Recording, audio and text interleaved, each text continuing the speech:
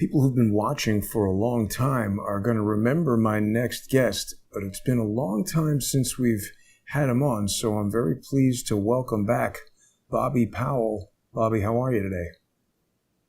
Well, I'm above ground, and every day above ground's a good day. So I guess I'm doing all right. Absolutely. And for people who haven't seen you, you are a veteran, you're a citizen journalist, you were on the Actually, ground. actually, I'm not a citizen journalist. I went to broadcasting school, and I earned a degree in journalism. You are a So journalist. Forgive me I've for been working. qualifying. I've been working in radio and television and print media for since 1987. So we're coming up on 40 years. Wow. I apologize. Forgive me for qualifying that in any way. You are a journalist and you were there. You're almost a war journalist in that you were on the ground when what appears to be a federal attack on U.S. citizens took place. Isn't that right? I was, as a matter of fact. I was on the east side of the Capitol. Uh, and well, let me put a different way. I was down at the Ellipse with another man that whose name I'm not going to mention because he's not worth it. Uh, but we were together as journalists getting basically the same footage, and we had agreed to share this footage. Whatever I got, he could have. Whatever he got, I could have. Well, so before President Trump's speech had ended, about 45 minutes before, I started walking down to the Capitol where he said we were all going to go. And I get there on the west side before his speech has even ended. Okay. And it's already under attack. I didn't realize what was going on at the time. I heard explosions and saw smoke. I thought, people were, letting off fireworks or, celebrating somewhat. So, and my fiance at the time had just had a knee replacement. So we had our forward operating base of an apartment that we had acquired just on the northeast side of the Capitol. I mean, just a block away. So I said, well, why don't you go back to this apartment and rest your leg, and I'll go back and do what I do. Well, we go around the east side of the or the north side of the Capitol, completely bypassing the west side. Now, when we get to the northeast side of the Capitol, there's another crowd gathering at the base of the steps, and I just couldn't resist anymore. I said, I've got to do some coverage on this because it was looking, from what I could see, it was looking pretty sketchy. And she said, okay, you go do what you got to do. And I said, you go sit down in that Homeland Security pickup truck over there, and I'll get it done. So I'm sitting or standing in the forefront of the crowd, maybe 2 or 3 people back from a line of Capitol Hill police officers. And I'm taking video with my camera, panning it back and forth to get a good size idea of the size of the crowd and what everybody was doing. And all of a sudden, all hell broke loose. So the Capitol Hill police started beating protesters, and I'm going to qualify that quote in a second. So they get into a little skirmish, and I get knocked down. And right next to me was a 70-year-old little old lady. She had Wow. Air Force veteran, and the crowd Really? is surging. The crowd is surging past us, and I just put my arm around her head, and I said, honey, let's just sit here for a minute and let this crowd passed by us because we don't need to get trampled in a rush. But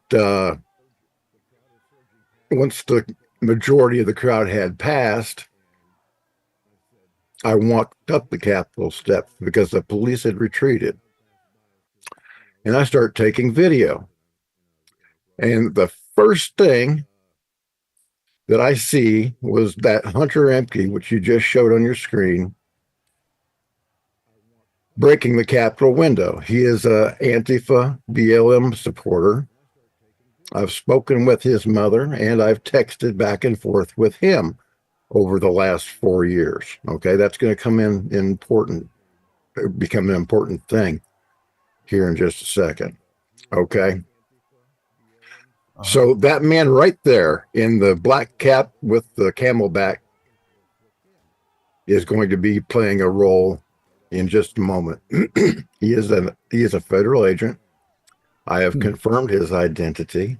Wow. I am not going to release it. This guy right here? No. He's not in the frame now. But he was right in front of me. Right there. That guy. He was walking right up the steps with me. That man right there, wearing the balaclava and the camelback. So he disappears for a minute. I don't know what he's doing. But I see Hunter Emke punching these windows, which after 9/11, I was led to understand were reinforced to be bulletproof. Well, I've never seen a man that can punch through a bulletproof glass. Okay. So I'm filming the police take him down. There were a squad of 8 Capitol Hill police officers rushed it. And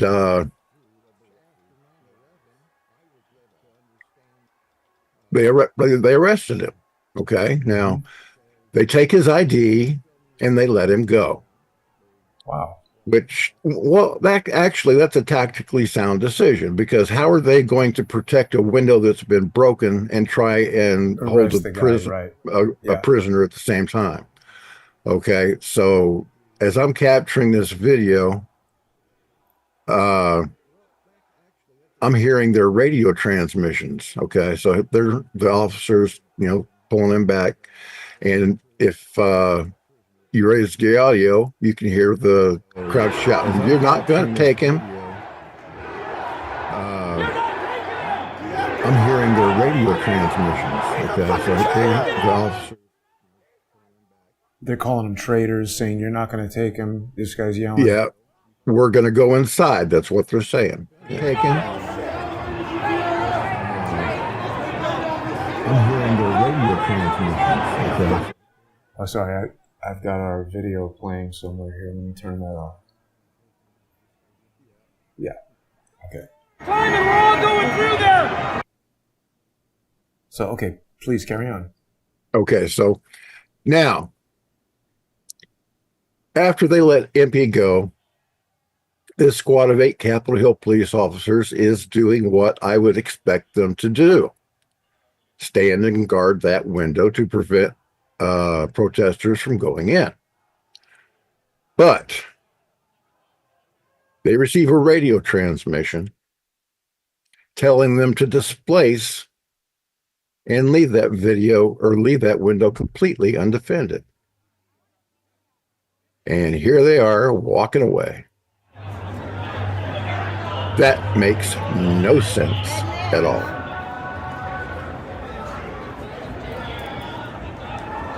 So obviously somebody has told them, leave that so that people can pour in the window, because people see a broken window. That's already happening. They're going over to the window. The police left. They're going to go in. That's correct. And 90 seconds, just 90 seconds after they walk away from that window, the man in black that was coming up the stairs with me that we showed before comes into play. Okay. And He's these guys are asking just me. photographing. These people here are just photographing the broken window, Right. looking at it. This fellow in the beanie cap looks like Tim Pool, says, I feel that's a trap. If I go through that window, I'm gonna get shot. That's what he said. Did he say that? That's exactly what he said. Smart instinct. Yeah. So I'm just picking up glass, because this is a historic event. I wanted to take home a couple of souvenirs. Okay. Were you allowed to And- keep this glass? Did you get arrested Oh, for yeah. this activity? No, absolutely not. As a Wow. matter of fact, while I'm picking up this glass, Capitol Glass Man to my right, the guy in the black says, why don't you guys open it up and go on in? Mhm. And he said, I said, because that would probably be illegal. Right. So, I mean, technically, at this point, you are really you're just observing. You're not really doing anything illegal. No. You're a journalist documenting this thing. So we got this guy. He's kind of agitating a little bit, I would say. well, let that clip roll just a little bit longer.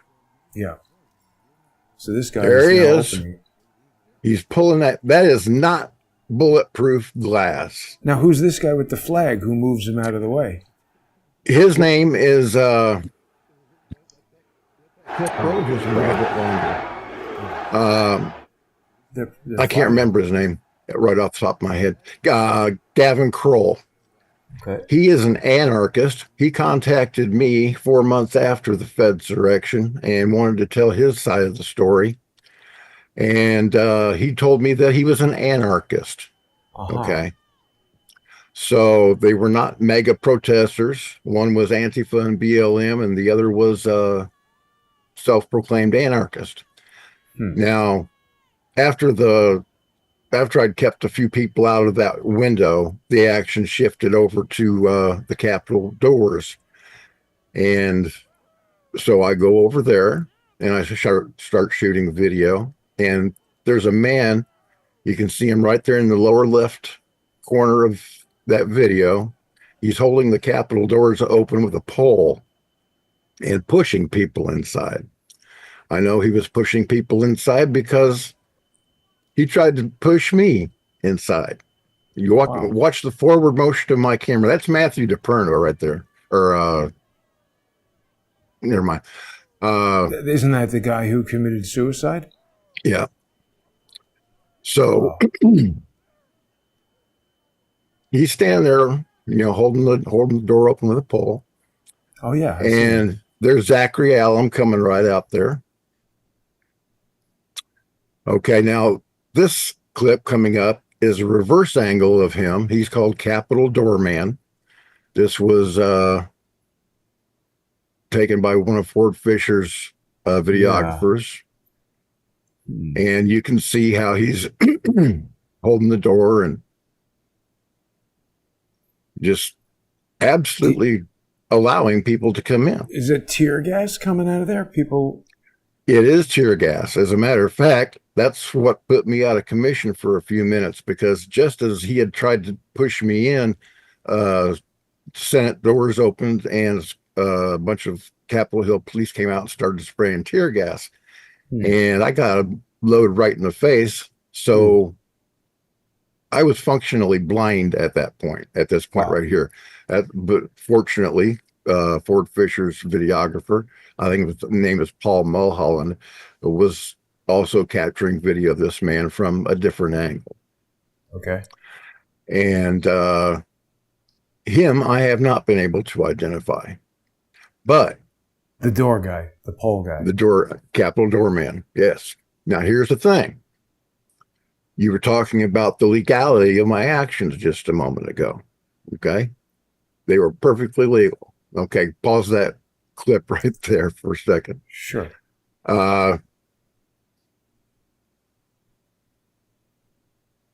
As soon as I got back home to Michigan, I forgot to mention, when I was knocked down coming up the steps, my phone that was recording that action was stolen by a Capitol Hill police officer. Whoa. Did you lose the video, or it was streaming? No, I lost it. My cloud was full, and couldn't really get to streaming that day. That its mobile network was so saturated. If you weren't recording, you lost the video. Right. Well, yeah, but it would have uploaded later once it got connected to a Wi-Fi or whatever. But in any case, my daughter-in-law, or prospective daughter-in-law, watched my phone walk right up the Capitol steps and go inside into their security office. Wow. So you've never seen the video that you recorded on that phone? I've seen the same action from other people's cameras. In fact, one of the videos had me in it, and it was featured in USV. It was introduced as evidence. Wow. By Brad Geyer, who was representing Oathkeeper Kenneth Harrelson. And so I'll never see that phone again. I can guarantee you that, because it shows the moments that the Capitol Hill police started just beating these protesters. And again, I'm going to call them protesters, because protesters with quotes, because Brad Geyer's investigators have found no less than 80 people that were at the forefront of the Capitol, on the bottom of the Capitol steps, whose pictures and or video have never appeared on the FBI's J6 Wanted website. And they're federal agents, those people, right? Or agent provocateurs of some type. So I get back to Michigan.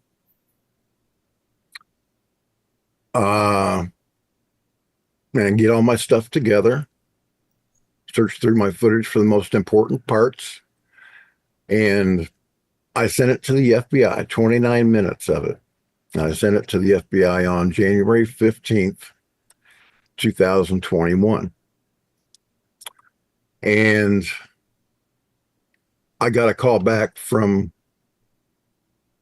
an ATF agent who was working for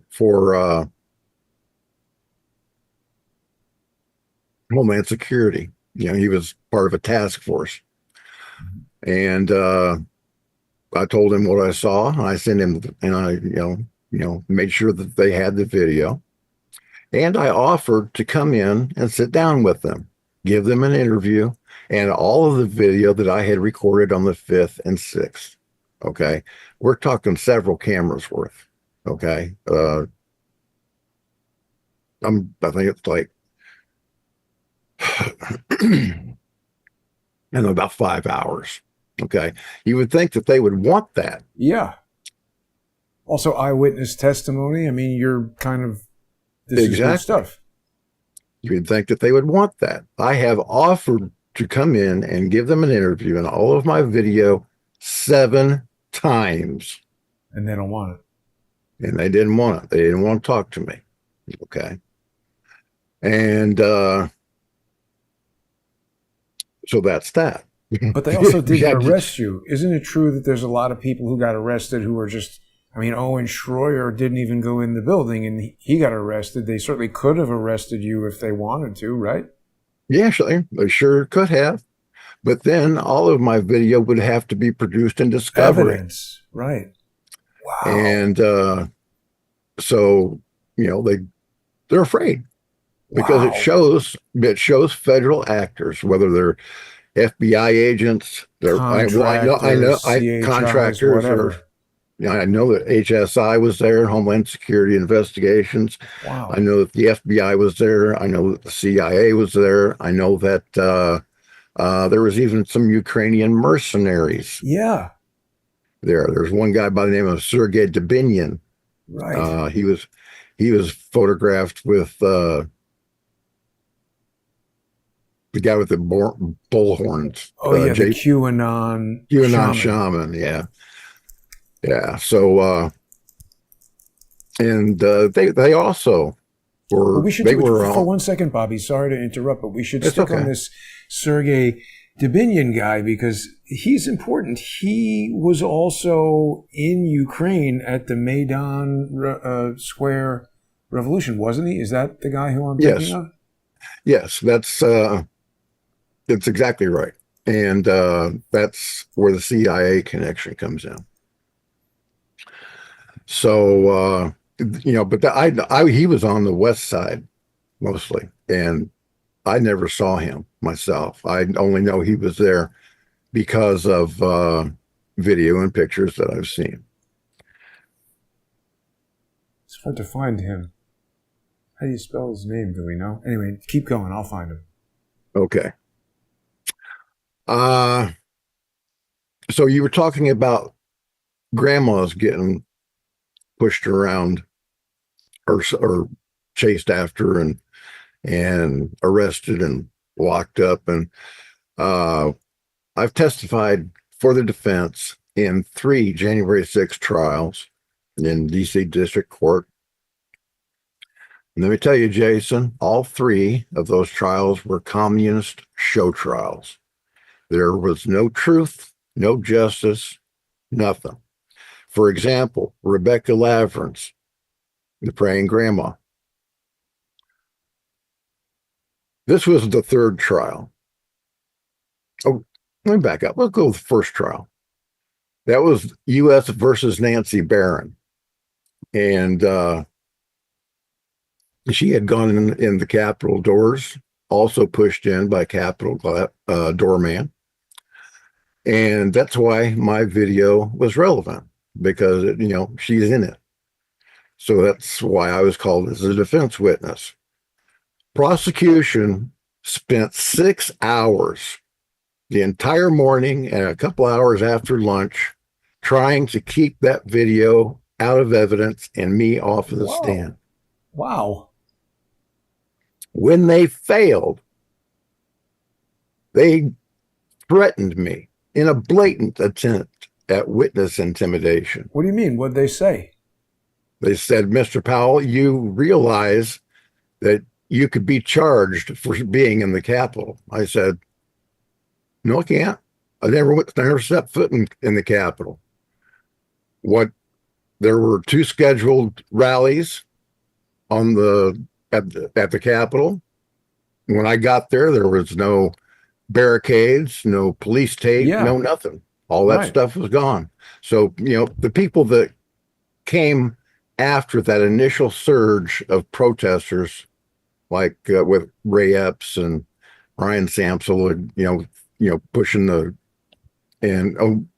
Gavin Kroll too. He was on the east side tearing gates down. So, excuse me. So once those barriers were out of the way, after President Trump's speech was over with, people filled in that space and didn't know they weren't supposed to, or supposedly weren't supposed to be there. The prosecution made up this red line all the way around the Capitol, which they say, if you entered this space, you could be arrested. Now that was after the fact, though, because there were two permitted and scheduled events that were going to take place at the Capitol right after the president's speech. Okay, so they threatened me. They say that I could be charged, and they made me get a federal public defender. And I said, if you want to charge me, go for it, because then I get a chance to show everything. But they never did.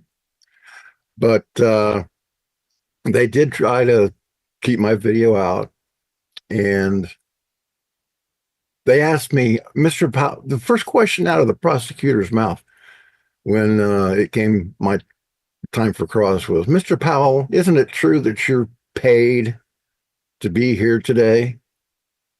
And I said, no. As a matter of fact, I've spent over $100,000. Whoa. That was my entire, I sold my house. Holy cow. After this, because I had to. After I published my video, I was demonetized by Google AdSense, YouTube, Facebook, and I was kicked off Twitter. Hmm. So all my income was gone. I'm old dude living on Social Security, right? So I was using my show, The Truth is Viral, which I've been producing since 2008, and as supplemental income. It wasn't much. It wasn't bringing in a whole lot. Maybe $200-300 a month, but it kept me in fishing gear and bullets for my guns when I went out to practice. Yeah. And this now we get to an interesting part of the story. Just as I'm closing on my house, I'm going on Newsmax with Greg Kelly. Okay, and we talk about this video. And 5 days later, my PayPal account was demonetized. I called PayPal and asked them why, and they said I had to escalate it to a supervisor and asked them why my account was permanently suspended. They said I got a notice that says you can no longer do business with PayPal. And it had to escalate to a supervisor, and the supervisor told me, well, there's no notice of anything that you might have done wrong here, but there is a notation in all caps that says do not reinstate. Wow. So, I'm surprised they told you that. I am too. I wish I had recorded that conversation. I think I might call him back and then try to do that again. But because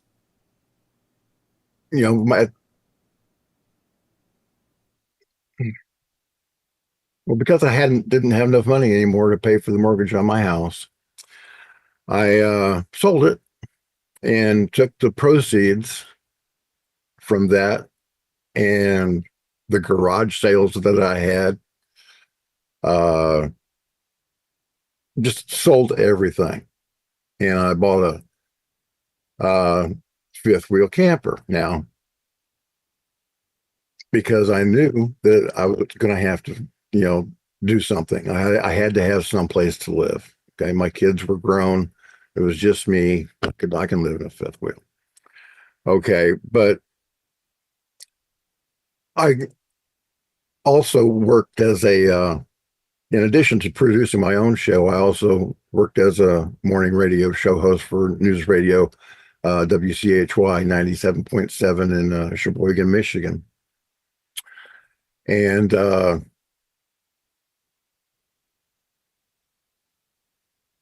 there was a fella by the name of Congressman Kerry Bentivolio. He was a former Michigan congressman that I'd had on the show a couple of times talking about local Michigan politics. And after I had sent this video to Michonne Maddock, who was the co-chair of the Michigan Republican Party, I decided, and she blocked me on Facebook. I had asked her to get this video to President Trump, and she just absolutely refused. So I turned to Kerry Bentivolio, who I considered to be my friend. Okay. I mean, as well as you can know anybody that you've never actually met in person, only spoken to on the phone or through Facebook or whatever. Right. Well, Kerry invites me to a lunch in Bay City right after this Newsmax interview, because I had contacted him, and because he was a former United States congressman, I'm sure his little black book contains numbers I could never hope to have in mind. So he invites me to lunch at this rib shack. They have great ribs there, by the way. And our meal comes, and just as it comes, he says, Bobby, what's it going to take to get you to stop showing that video from January 6th? And said, why in the world would I want to do that, Kerry? He said, because Ron Weiser wants you to. Ron Weiser was the other.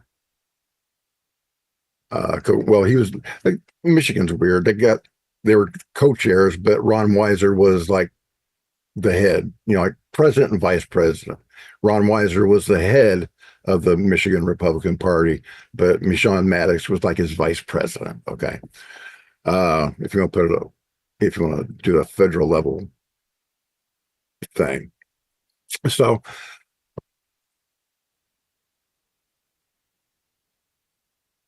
he says, God, I'm trying to think of exactly how it went because I don't want to ever make a mistake. After our meal comes, he says, what's it going to take to get you to stop showing that video? And I said, well, why would I want to do that, Kerry? It proves that President Trump wasn't responsible for the Fed's direction on January 6th. And he said, because Ron Weiser wants you to. You know who he is, right? I said, of course I know who Ron Weiser is. He's the chairman of the Michigan Republican Party. Why would he want me to suppress this video? And Kerry said,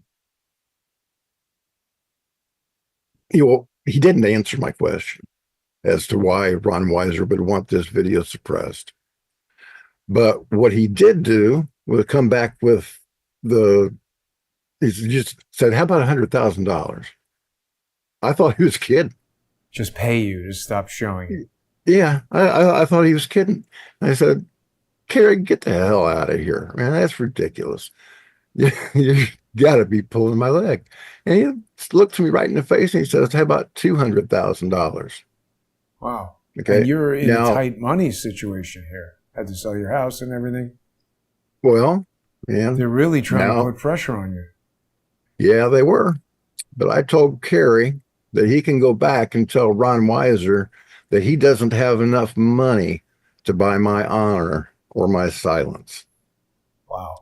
I told him that if he wanted to if Ron Weiser wanted me to stop talking about the video, he was going to have me killed.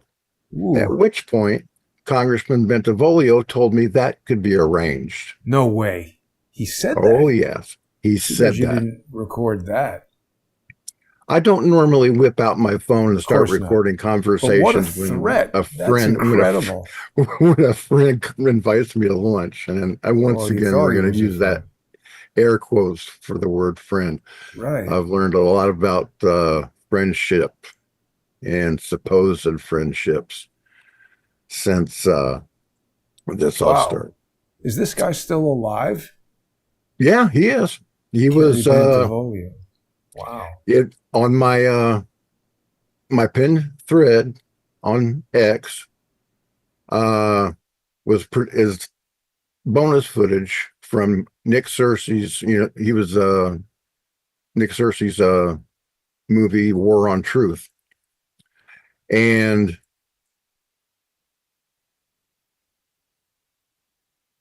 while they're interviewing me, and I'm telling them this story. Chris Burgard, who was the director, he said, yeah, I know Kerry. I got his phone right here on my, his number right here in my pocket. Let's call him and see what he says. And this is all in this video, by the way, that's pinned to the top of my X profile.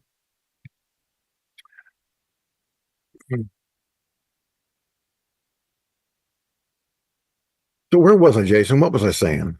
Well, Bentivolio had threatened you and said you could be killed. Yeah. Okay. So I kind of took that seriously.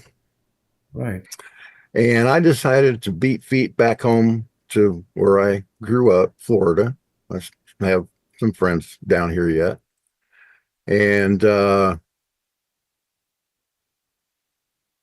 6 weeks, exactly 6 weeks after Kerry Bentivolio threatened my life on behalf of Ron Weiser, I was showing the video at a rally. Well, not a rally. It was a candlelight vigil for Green Beret Jeremy Brown on the anniversary of January 6th. when police, the Pinellas County Sheriff's deputies arrested an Antifa terrorist with a pipe bomb. Coming to see you? Well, I don't consider a death threat from a United States congressman and an actual attempt on my life to be a coincidence. So Right. I'm gonna go with that. Yeah. That's just too much of a coincidence. Wow. So his name was Garrett James Smith. And the Pinellas County Bomb Squad determined that the bomb was live, packed with nails. And Sheriff Bob Galtieri on the next day giving a press conference says, yeah, it could have hurt a lot of people. And he noted the fact that Garrett James Smith had no social media history, and he was, you're not going to believe this, but it's true, because he was booked into Pinellas County Jail with a birth date of January 6th, 2000. Oh, come on. I'm not kidding you. I'm not kidding you at all. So, Garrett James Smith, yeah, that's him. He keeps his mouth shut for a week or so. And then the FBI wanders in, so it takes over the investigation. And they say it's nothing more than a novelty smoke device. What? Basically, they say that after the bomb squad had determined that it was two bomb squads, both Pinellas County and Hillsborough County examined this device and determined that it was a deadly explosive. But the FBI comes in and they say, well, it's not a explosive device, it's just a novelty smoke device. Oh. And so the charges against Garrett James Smith were dropped. And what? Yeah, and he was let go. Oh my God. Charged with prowling. Holy cow. So this guy's still around. Oh, yeah. Wow. It's a wild story, Bobby. Now, I think not long ago, I forget where I saw this, and forgive me for being out of touch for so long, because you and I did have a conversation sometime 2 or 3 years ago, and I should have gotten you back on the show sooner. But somewhere I saw a video of you giving a thumb drive to Jack Posobiec, who everybody thinks is a great... That's in the Twitter thread. CPAC 22. I'm going around now. I've got a fifth wheel, right? Mm-hmm. So I can take my studio anywhere I want to go. Yeah, that's cool. And CPAC 22 in Orlando was a target-rich environment. I knew that there would be politicians, media influencers, everything like that there. So I got myself a couple of 100 thumb drives. And excuse me for a minute. Sure.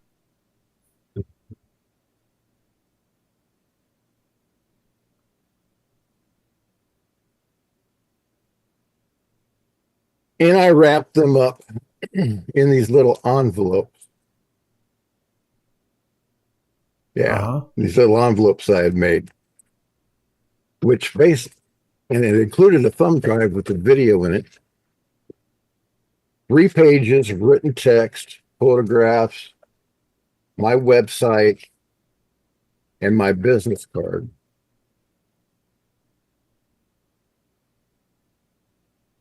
And I handed them out to every talking head and politician I could find at CPAC 22. Jack Posobiec was one of them.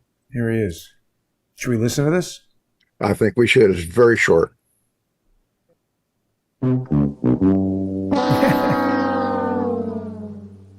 Man, I got something for you. Yes, sir. There's my card. Okay. And here is video on a thumb drive of 2 federal agents attacking the Capitol on January 6th. I've been on OAN and Newsmax already. Yeah. You've seen this? I may have seen you. I think I may have seen you on OAN. Yes. Were you on with Natalie?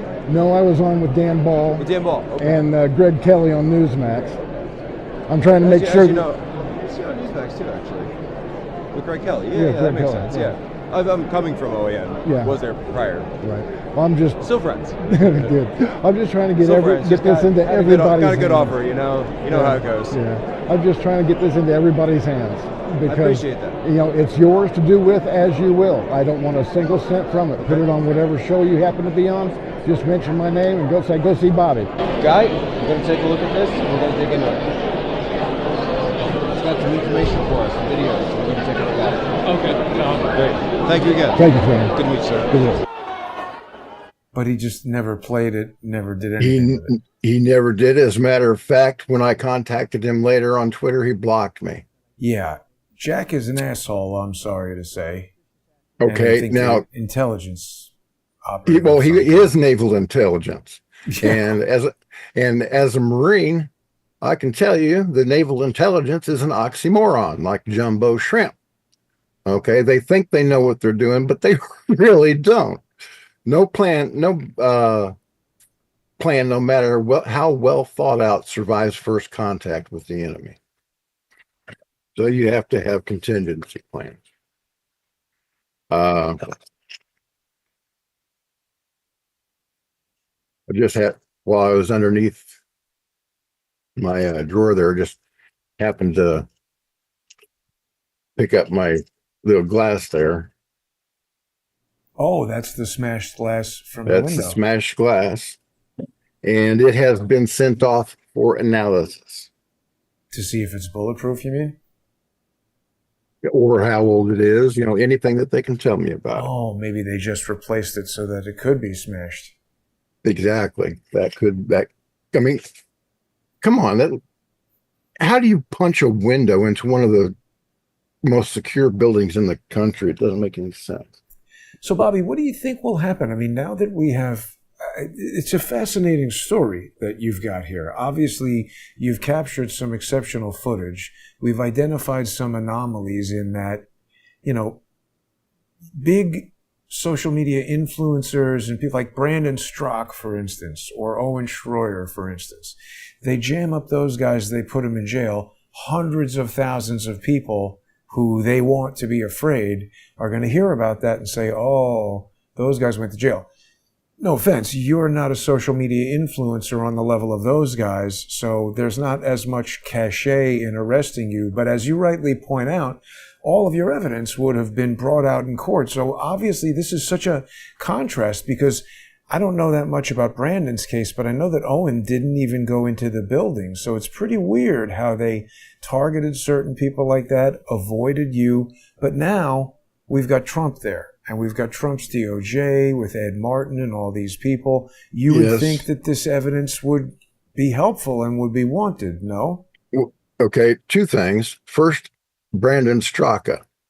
He reached out to me in January of 2022 and asked for all the video that I had to help him with his defense.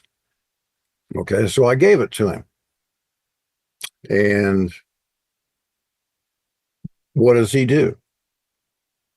He turns around and gives it to the FBI. But don't you want the FBI to have it? Yes, but he tried to throw me under the bus. Why? What do you mean? What happened? In his sentencing documents, the Department of Justice was outlining all of the help that Straka had provided. Okay. And all the people that he had provided information on, including me. And the funny part about it was, at this point, the FBI or the Department of Justice considered me an insurrectionist advocate. Okay, I'm not an insurrectionist advocate. It wasn't even an insurrection. But I'm an advocate for truth, justice, and the American way. So Brandon signed a plea deal, is what you're saying. Well, no, he didn't. Well, I guess he did. Well, he was found guilty in any case, but in his sentencing documents is where my name appears as having given him that video. Okay, now if you'll go back to my thread, right underneath Jack Posobiec, Dan Bongino. Dan Bongino. Tell us I about first him. gave this video to Dan Bongino on 6/21, 2021 through Facebook Messenger. Over the, and you know how on Facebook Messenger you can see when they read when they read it. So, and I emailed him. Then after about 6 months, I sent him a registered UPS letter to the to Bongino Inc. in Florida. The Florida Department of Corporations requires that you maintain address for your business. Right.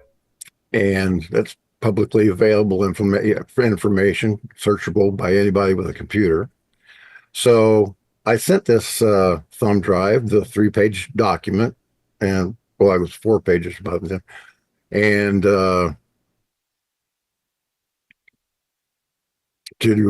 I sent it to Bongino, and he physically signed for it. I've got a receipt. You saw it at the beginning of that clip. A United States Postal Service receipt signed by Dan Bongino.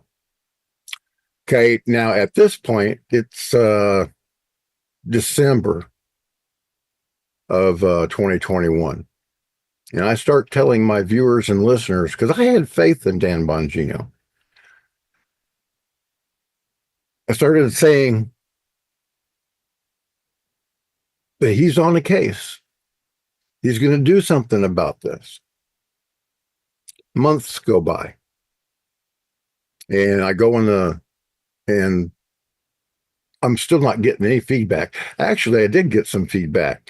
At the you'll see when you watch that video, it's the very last message, the only message that Dan Bongino ever sent to me says, "Please take these ridiculous posts elsewhere.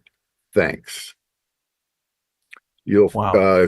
If you'll skip ahead to 8 minutes, you'll see that. So I went on the Stu Peters show and started talking about this. And Dan Bongino immediately the next day goes on the air and starts calling me a liar. Wow. He said that he had never seen the video. He doesn't know what I'm talking about. For 5 minutes, he defamed me. Wow. And my work as an investigative journalist, which has yet to be impeached by anybody. And I keep receipts. Laura Loomer may be the queen of receipts, but by God, I'm the king. And right underneath that, you'll see James O'Keefe getting a copy. Oh, did he do anything with it? No, absolutely not. So why are all these guys not doing anything? I mean, are they all fakers? Frankly, there's nobody that you're talking about that I disagree with, Bobby. You know, Dan Bongino, I have not trusted or liked for a long time. He used Stephen Biss as his attorney to engage in lawfare against journalists. I'm very concerned about the fact that he and Kash Patel are running the FBI right now. What are your thoughts? Obviously, you can't have too much confidence in Dan Bongino. I have zero confidence in Dan Bongino. Actually, I handed a copy of the video to Kash Patel at CPAC 22. He also did nothing with it. Well, he hasn't done anything yet. I'm not a mind reader. Okay. if you'll read the Grok response to my Twitter thread, it says that there may be ongoing investigations that haven't been revealed. There may be gag orders, or maybe something. I can't say what they're thinking. I'm just saying what's happened. Aren't Kash Patel and Dan Bongino great friends? And now they say there's no video of Epstein. And Kash Patel also used Stephen Biss as his attorney. And Kash Patel has a foundation that I've got a lot of questions about. I'm not trying to be negative. You know, a lot of people are going to see this video and say, oh, you know, you guys are panicans and you got to, you know, trust the plan and all this and that. But like you, I thought Dan Bongino was great. I thought Kash Patel was great until you butt right up on some personal interaction where they do something that just can't be denied, right? That's correct. I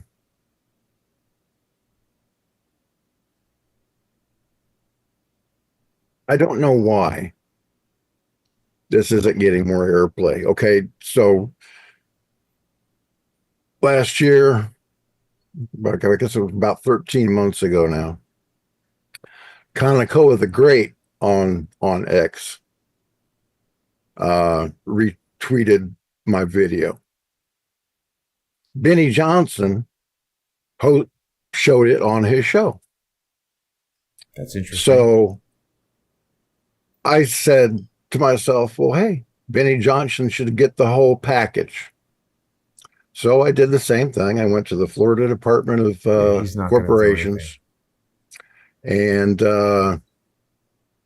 sent him a thumb drive and the written narrative. And the written narrative is important because people call me stupid for sending thumb drives out to people. Well, hey, I understand that, you know, thumb drives that are given to you by an unknown person could contain a virus or whatever. That is why everything was typed out. They could go to my website and watch the video on freaking YouTube or Rumble, and there would be no danger of getting virus or whatever. A virus or whatever. Okay, and let's talk about some of these major influencers, the people that have been covering January 6th since it all came out. Yeah. The Epic Times featured my video in their first documentary, the first of 3 documentaries in which I've appeared. It was called The Truth About January 6th. And in that video, or the documentary, Julie Kelly was also featured. I know she has seen this. I've tagged her thousands of times on Twitter and Getter and wherever else she may be. So I know she's seen it.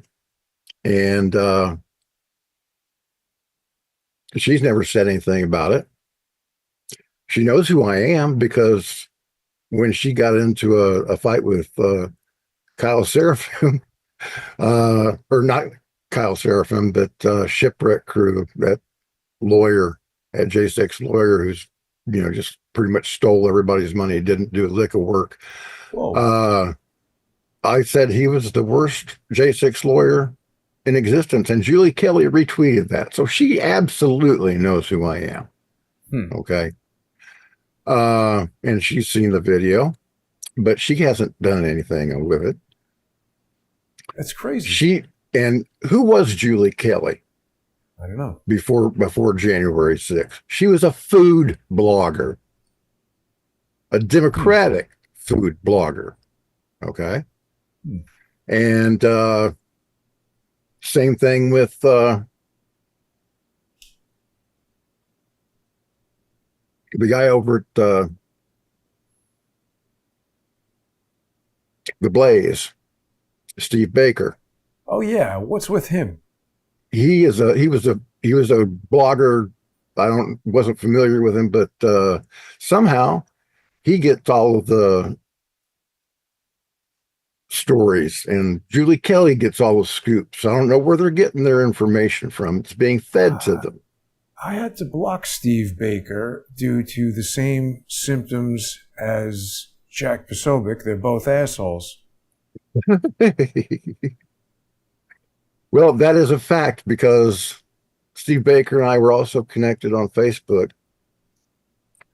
And we started talking. I said, because I've asked him in X Spaces and, X tweets and direct messages, get me on Blaze TV. Okay, introduce me to Glenn Beck.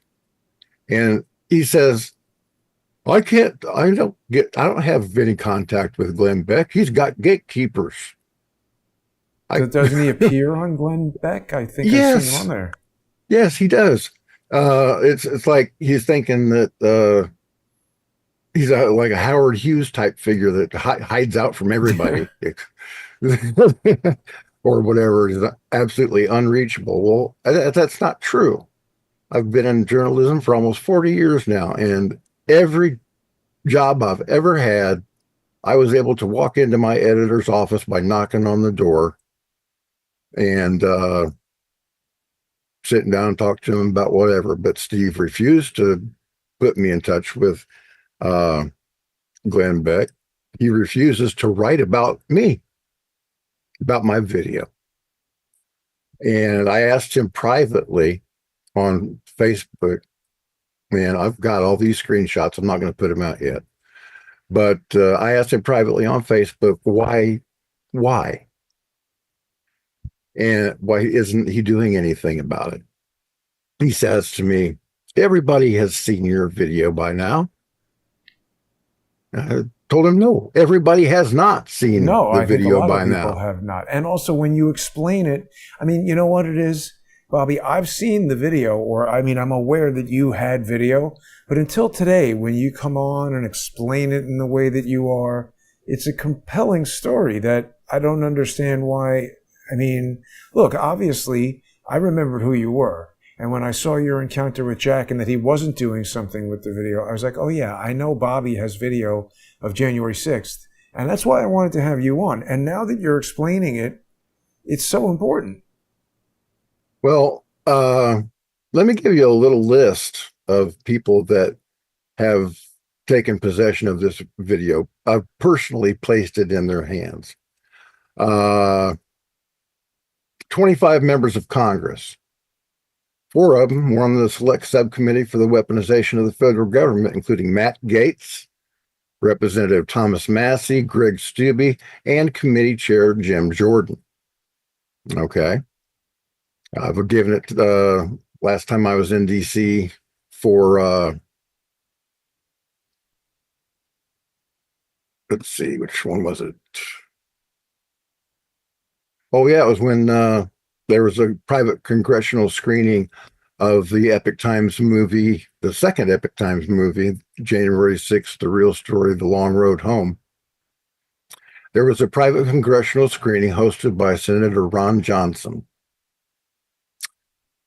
Not one representative or senator attended that screening, only Senator Johnson.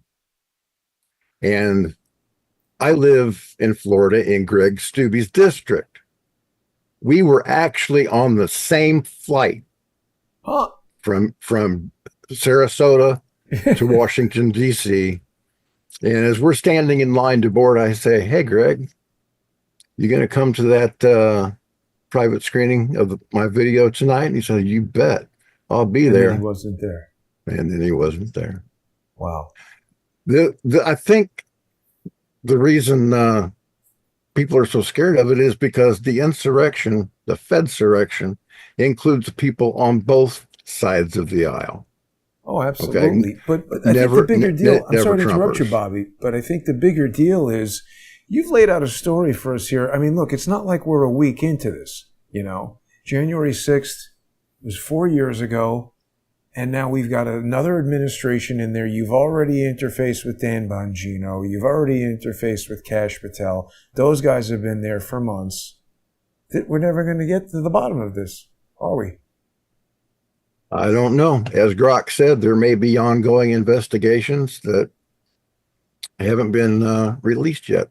So Grok is telling you to trust the plan?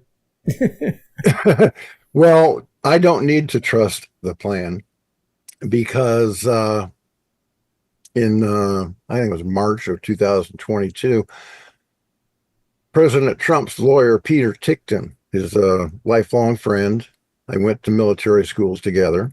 Oh, wow. Put out a call for any video that was relevant to Trump's defense because, you know, they were going to charge him with insurrection. So I got in my truck and I drove across the state to Peter's office in Boynton Beach. And I sat down with him for a half an hour, him and 5 of the most beautiful interns I've ever seen in my life. And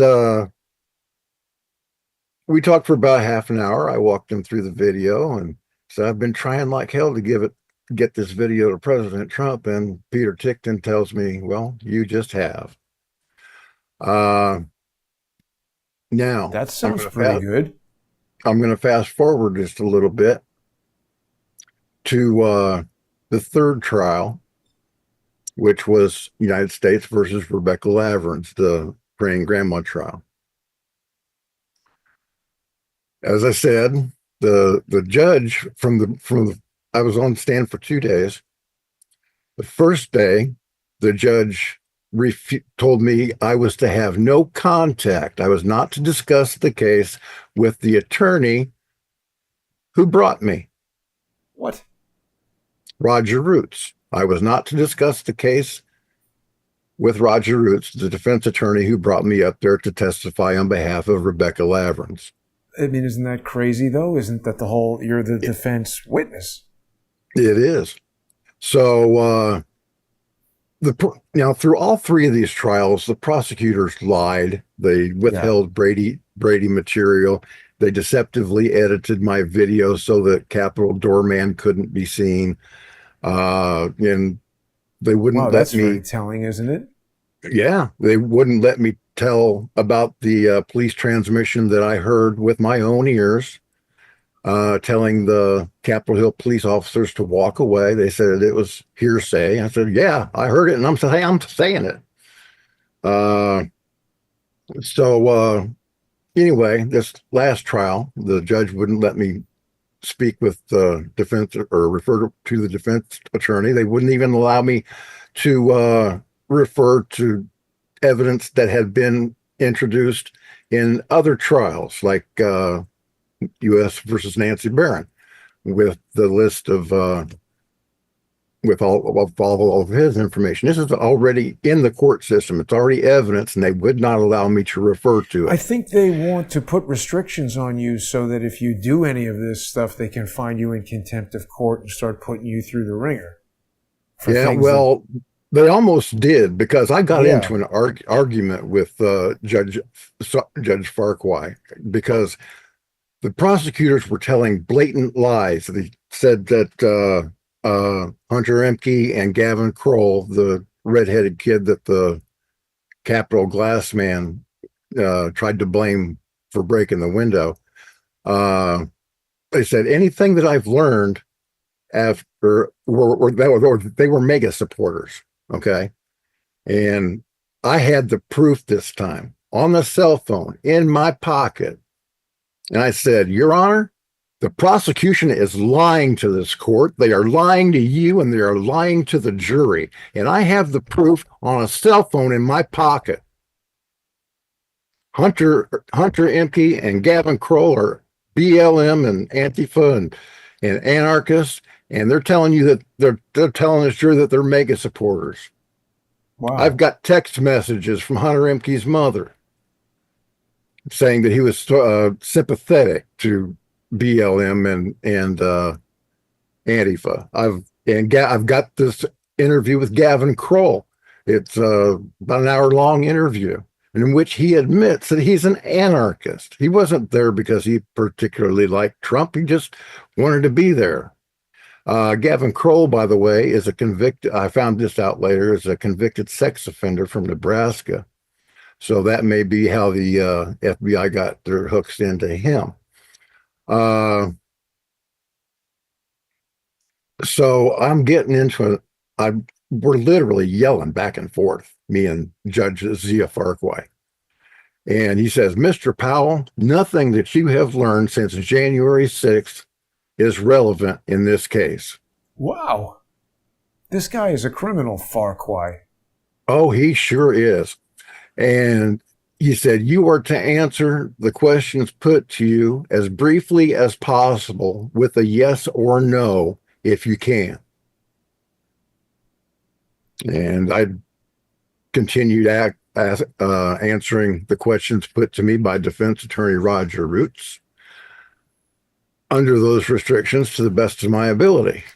I managed to get in that the Capitol Hill police had stolen that phone. And Farquhar says to the jury, ignore that testimony. So I get done testifying for the defense, and of course the prosecution gets to cross-examine me. Now, by this time, they knew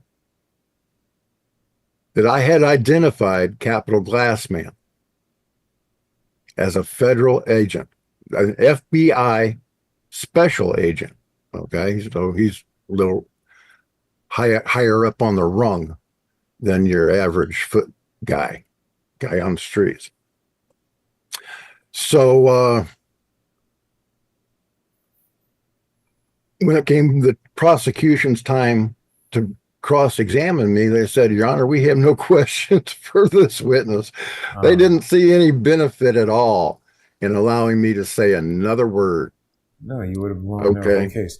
Now, Bobby, I hate to stop you here, but we are past an hour, and I want to keep this digestible for people. I think you and I should continue this conversation, and certainly if there's anything that I can do to help you publicize this video, I want to do that. People should follow you on X at Lives Obi, and I guess it's like, or Lives Obi, like Obi-Wan Kenobi. Well, yeah, it was supposed to be Obi Lives, but Twitter X switched it around.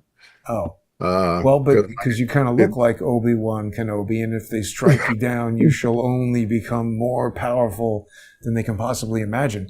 But people can also follow your Substack at bobbypowell.substack.com. You've got a lot of writing and stuff on there, and people can subscribe to you there and support your work. Any other ways that people can support you that you want to tell everybody about? Yeah, please. You can go to givesendgo.com/Bobby Powell and throw me a couple of bucks. The last hurricane that we had down here flooded the house of a family that I was boondocking my fifth wheel in their yard, and FEMA finally declared it uninhabitable. Wow. And they're tearing it down and they're going to rebuild. And my camper can't be in their yard while that's going on. So I have moved locations. Now I'm actually having to pay for a damn RV part. Yeah. And it gets expensive. I mean, people think it does get expensive. And there's a lot of things that I've had to cancel. I've had to cancel my YouTube premium. I had to cancel my Rumble premium where I could live stream and all that. Any necessary subscriptions that I had to information services or anything, I've had to cancel because I just can't afford it. Wow. I can't afford to eat, but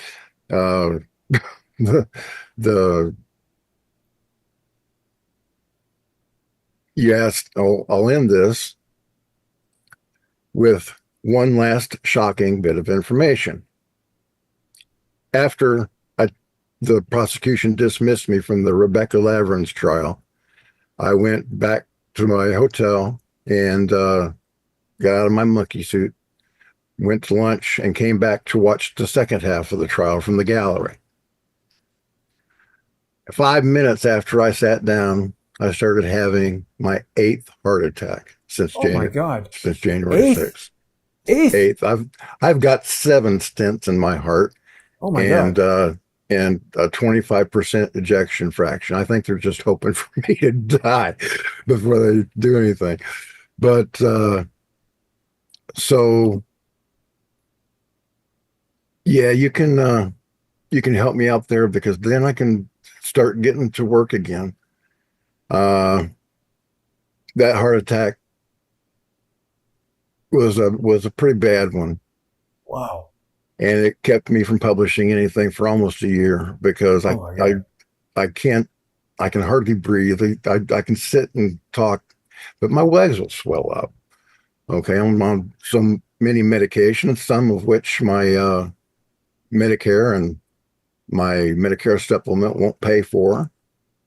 So I depend on the generosity of strangers to help me bring this truth out to the American people, because the people that you do are the people that you're supposed to trust aren't doing anything about it. Like Josh Hawley, he's had it since March of 2021, and I handed him a copy at CPAC 22, and he still refuses to mention it, or he won't even return my calls. His press office won't return my calls. They're hiding it. They're just hiding it. I don't know why. I wish I did, but after I got back to Florida, after that 8th heart attack at Rebecca Lavern's trial, I was contacted by President Trump's January 6th attorney, John Lauro, and he sent his investigators down to interview me. And I spent 3 hours with them, and I gave them all of the research that I have collected over the last 4.5 years now, every single bit of it. And so I'm not panicking. I'm not trusting any plan. I have done all that I can. I know that Trump's team has this video. It's just a matter of, will they use it or when? So like I said, I've literally done all that I can do, except, spread awareness, try to put pressure on congressmen and journalists and whatnot, because this has got to get out there. This is history. Absolutely. And it's being hidden. They say that spying on Trump was a coup. No, this was. I mean, they both were. Yeah, well, this was the culmination. This was the coup to cover up a stolen election. It's so evil what they are willing to do to people. I mean, Bobby, this has been an amazing discussion and interview. I really do hope that people will follow you on X at LivesObi, and also go to GiveSendGo. Give us the address again. GiveSendGo.com/Bobby Powell. Help Bobby out. Follow him on Substack. And Bobby, we'll have you back on, continue talking about this. Somebody's got to do something. I'm going to be back later tonight speaking with Christine Bish. I want to thank everybody for watching. And don't forget, you can follow me on X at JG_CSTT. And you can sponsor Crowdsource the Truth on crowdsourcethetruth.substack.com or subscribestar.com or patreon.com/crowdsourcethetruth. Bobby, it's good to reconnect with you. I hope you're feeling well, and I'll speak to you soon. Thank you, Jason, for having me on. I do appreciate it. You have a great day, sir. You too. Thanks for watching, everybody.